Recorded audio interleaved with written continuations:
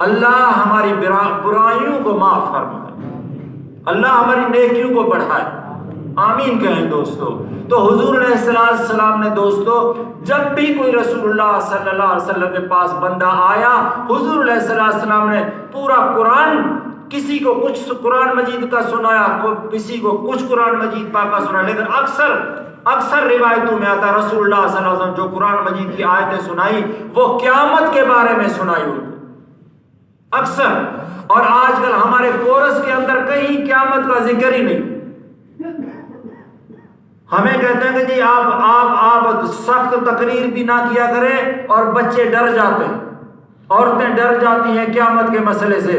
بھائی رسول اللہ صلی اللہ علیہ وسلم ڈرانے کے لیے آئے تھے، ڈرانے کے لیے آئے تو تب تو وہ جنتی بنے تھے نا۔ اگر رسول اللہ صلی اللہ علیہ وسلم نہ ڈراتے، ہمارے پورے کورس کے اندر ڈرانے کا مسئلہ ہی نہیں، دوزخ کا مسئلہ نہیں، جنت کا مسئلہ نہیں، ماں باپ کے آداب کا مسئلہ ہے ہی نہیں ہماری کتابوں کے اندر کہ ادب بھی کوئی چیز ہے، استاد کا ادب بھی کرنا ہے، شاگرد کی پر شفقت بھی کرنی ہے، لوگوں پر رحم بھی کرنا ہے۔ حضور علیہ السلام نے فرمایا الراحمون یرحمہم الرحمن ارحموا من فی الارض یرحمکم من فی السماء۔ الراحمون یرحمہم الرحمن، جو رحم کرنے والے اللہ ان پر ہی رحم کرتے ہیں، جو رحم نہیں کرتا اللہ ان پر رحم نہیں کرتا۔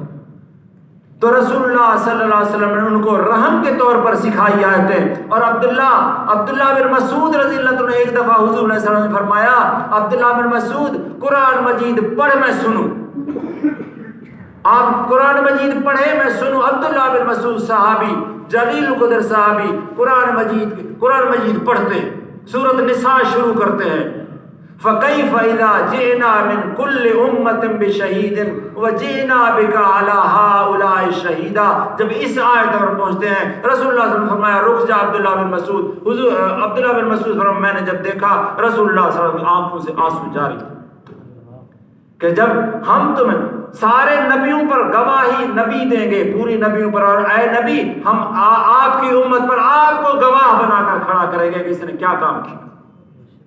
جب رسول اللہ ہم پر گواہی دیں گے دوستو ہمارا کیا حال ہوگا؟ ہم نے اچھے کام تو کوئی کیے نہیں، اگر برائی کی گواہی میرے نبی دیں تو ہم بچ سکتے ہیں؟ نہیں بچ سکتے دوستو۔ اتنا ٹائم بھی دوستو نہیں ہوتا۔ دعا فرمائے اللہ ہمیں عمل کرنے کی توفیق نصیب فرمائے۔ ایک عرض یہ ہے کہ 15 شعبان آ رہی ہے، بہت بڑا اچھی فضیلت والا یہ دن آ رہا ہے شعبان کے اندر 15 شعبان، یہ میرے خیال میں پیر کے روز شعبان 15 شعبان ہوگی، اس میں روزہ رکھنا ہے دوستو۔ حضور علیہ السلام نے حدیث میں آیا ہے، حضور علیہ السلام نے فرمایا، حضرت علی رضی اللہ عنہ فرمایا، حضور علیہ السلام نے فرمایا قوموا لیلھا وصوموا نہارھا، اس کی رات کو جاگیں اور دن کا روزہ رکھیں۔ حضور ایک حدیث میں آیا حضور علیہ السلام فرماتے ہیں جبریل علیہ السلام میرے پاس آئے اور جبریل علیہ السلام فرمایا یا رسول اللہ اس رات میں اللہ تعالیٰ اتنے بندوں کو جہنم سے آزاد کرتے ہیں جیسے بنو کلب کی بکریاں ہیں ان کے بال جتنے لوگوں کو جہنم سے آزاد ہو۔ دوستو حدیث ہے، ہمیں ماننا تو بہت دل سے دکھی ہوتا ہے کہ ہم مان نہیں سکتے کیونکہ اتنا بڑا ثواب کیسے ملے گا ایک رات کے اندر۔ میرے اللہ کے ہاں تو دیر نہیں ہے دوستو، مل سکتا ہے۔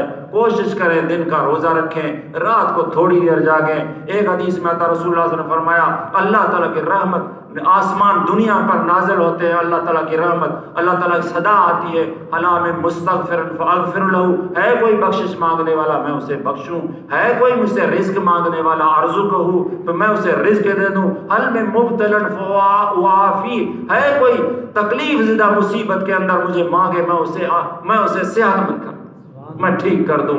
دوستو اس رات میں رسول اللہ صلی اللہ علیہ وسلم سب کو اللہ تعالیٰ معافی دیتے ہیں، مگر کچھ لوگ شرابی کو معاف نہیں کرتے، اللہ کافر کو اور مشرک کو معاف نہیں کرتے، جس کے اندر دل کے اندر کسی بھائی کے لیے بغض ہے اس کو معاف نہیں کرتے، یہ سلوار کو ٹخنوں سے نیچے کرنے والے کو معاف نہیں کرتے، اور قطع رحمی کرنے والوں رشتہ دار توڑنے والوں کو معاف نہیں کرتے، باقی کو اللہ تعالیٰ معاف فرماتے اگر ایمان ہے تو۔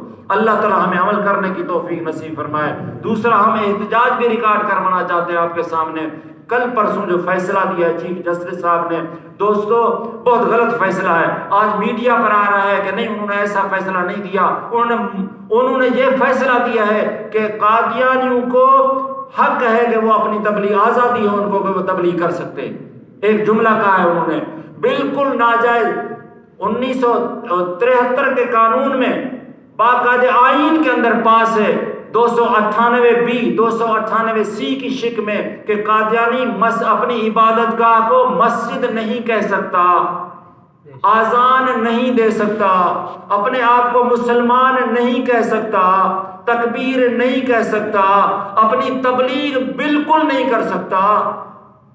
تو اس کے بعد باقی رہ کیا گیا ہے؟ نہ مسجد بنا سکے، نہ آذان کہہ سکے، نہ کلمہ کہہ سکے، اس کے بعد نہ حضور علیہ السلام کی نبوت پر ڈاکہ ڈالا ہے۔ ان کے اس کتاب کے اندر لکھا ہے کہ جو مرزا غلام احمد قادیانی ہے وہ محمد الرسول اللہ ہے، اس کا خلیفہ جو ہے حکیم نور الدین، وہ اس کو عمر کا ابو بکر کا درجہ دیا کہ ابو بکر، اور ان کا مرزا محمود جو ہے خلیفہ، وہ کہتے ہیں کہ وہ یہ عمر کا درجہ رکھتا ہے۔ لعنت ہو ایسے پر۔ کچھ بھائی ہم سے عمل نہیں پہنچتا، ایمان تو ہو میرے نبی کے لیے، میرے نبی کا سامنا جب ہوگا تو ہم نبی کو کیا جواب، کہ ہمارے دل کے اندر اتنا تو ایمان ہونا چاہیے۔ قادیانیوں کے ساتھ کھانا پینا اٹھنا، اگر آپ کو پتہ ہے کسی قادیانی کے ساتھ بالکل مکمل طور پہ ان کی مصنوعات کا بھی بائیکاٹ کرے، ان کے ساتھ اٹھنا بیٹھنا بھی بائیکاٹ کرے، شاید اس بائیکاٹ کے صدقے میں میرے اللہ ہمیں معاف فرما دے۔ اللہ ہم آپ کو سب کو صحیح عمل کرنے کی توفیق